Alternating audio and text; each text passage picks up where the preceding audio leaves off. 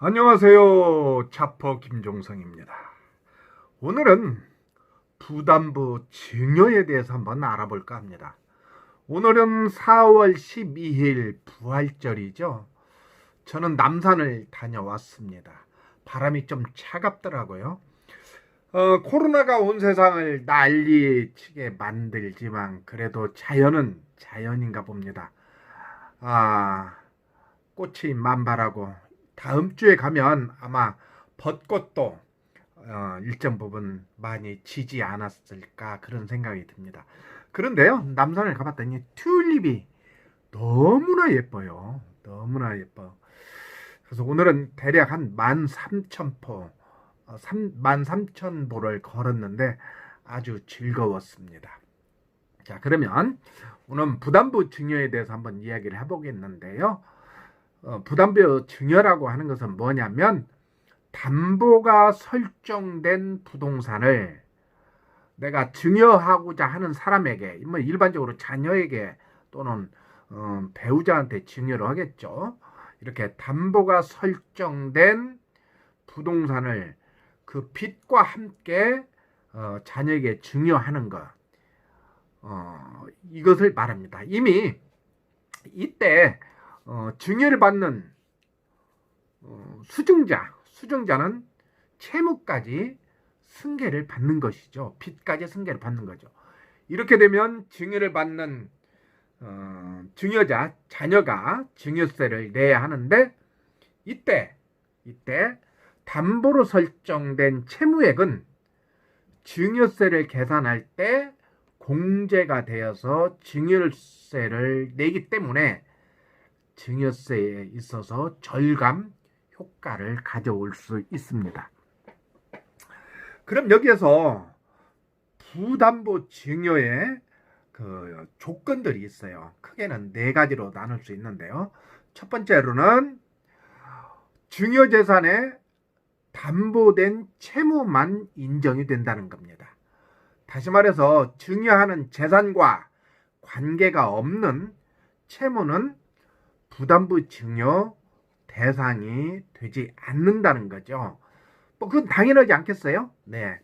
두 번째로는 증여자가 실제 부담하는 채무여야 한다는 겁니다. 뭐 이것도 당연하겠죠.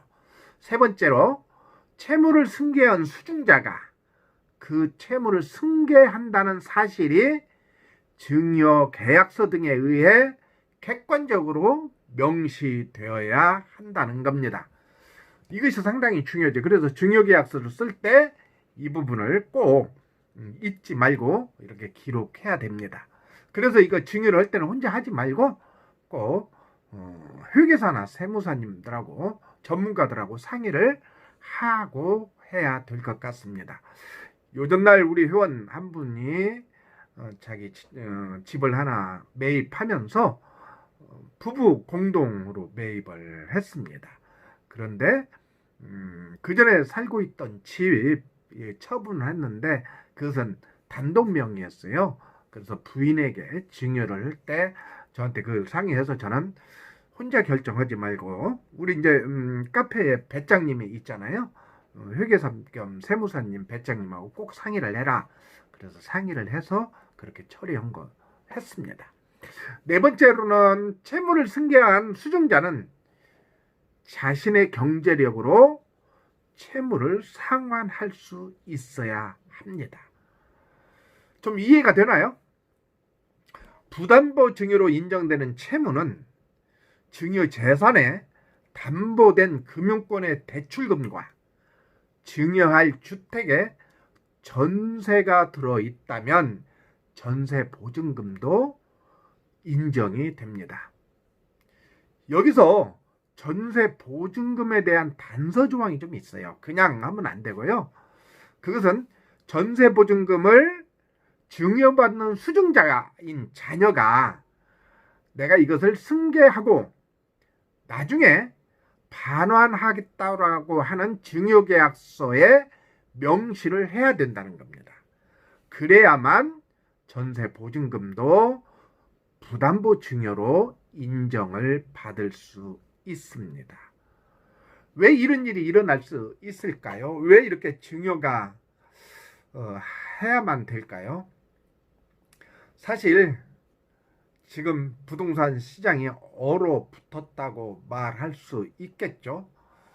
집을 여러 채 가지고 있는 다주택자들은 집을 팔고 싶어도 팔리지도 않고, 또 양도소득세에 대한 중과 부분이 있어서, 그런데 이제 지금 10년 이상 된 주택은 이번 6월 말까지 한시적 유예 기간이 있으니까, 여러분들 중에 10년 이내 이상인 주택을 팔고자 하는 분은 지금 기회를 좀 이용해야 돼요.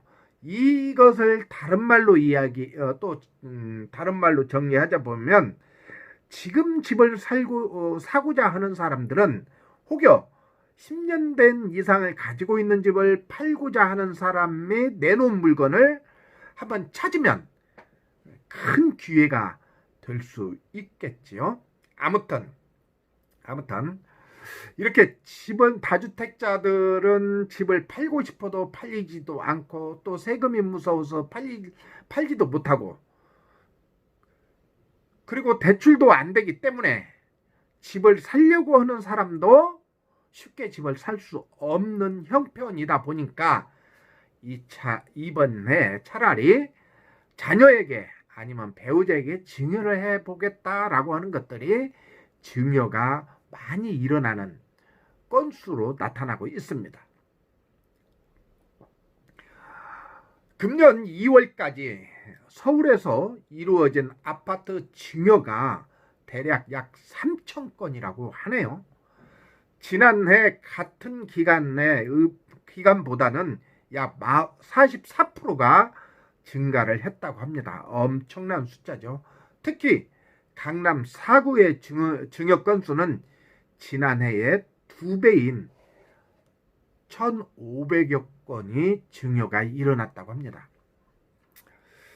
그럼 증여가 과연 유리할까요? 한번 간단하게 한번 이야기를 한번 해볼까 합니다. 예를 들어서 10억대 집을 자식에게 증여를 하면 6억 원의 정도의 증여세를 내야 합니다. 사실 저는 증여를 해본 적도 없고 증여를 받아본 적이 없어서 이 계산 방법은 잘 몰라요. 여러분들이 한번 직접 찾아봐서 계산을 한번 해보면 어떨까, 그런 생각이 듭니다.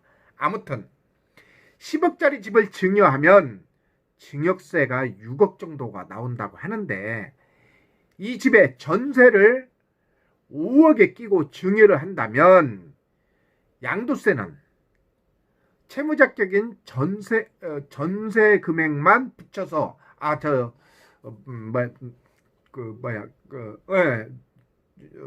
전세금에만 붙여서 6천만 원으로 떨어지고, 그래서 증여세를 합하다 보면은 4억 6천 정도가 되기 때문에 그냥 증여를 했을 때보단도 1억 4천만 원가량을 절약할 수 있다고 합니다. 집을 팔면 될 수 있지만 위에서 말한 것처럼 잘 팔리지도 않고, 또한 앞으로의 집값에 대한 기대감 때문에 팔 생각도 없다 보니까 이런 묘수를 생각해낸 것이 아닌가, 그런 생각이 듭니다. 결국 올해 공시가격이 확정되는 4월 말 전에 증여를 한다면 소득세와 보유세를 아낄 수 있을 것이란 최근 뉴스에서 이야기한 것처럼 앞으로도 이런 증여에 대한 이야기가 뉴스로 많이 나올 것 같습니다. 돈은 누구에게나 귀한 재화이죠. 돈이 많은 사람이나 그렇지 않은 사람이나 누구에게나 돈은 귀한 재화입니다. 그러다 보니까 어떻게 하면 나갈 돈을 줄여볼까 하는 묘수를 짜내는 것이라 볼 수 있습니다. 증여에 있어서도 가지고 있는 집 중 어떤 집을 증여할 것인가는 증여자가 고민해야 됩니다. 부담부 증여를 하는 경우에도 양도세가 계산되기 때문에 이것 또한 고민스러울 수밖에 없습니다. 그러다 보니까 미래 가치가 있으나 당장 양도 차익이 나지 않는 부동산을 증여하는 것이 좋을 수 있겠죠.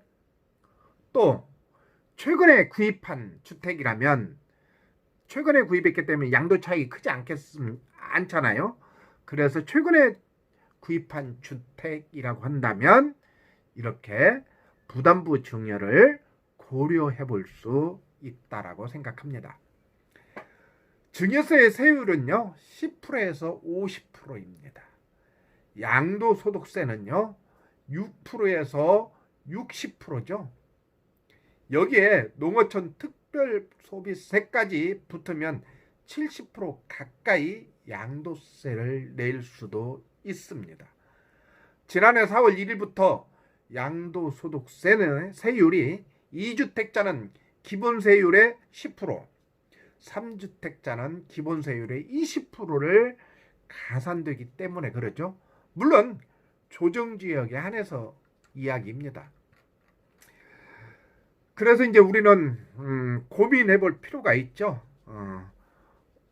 이것을 부담부 증여로 할 건지 아니면 매매를 취할 건지 이런저런 고민이 있을 수 있는데 이 방송을 듣는 많은 사람들 중에는 사실은 이런 고민을 하지 않을 겁니다. 다만 제가 말씀드리고 싶은 것은 증여나 매도가 아니라 지금 실거주로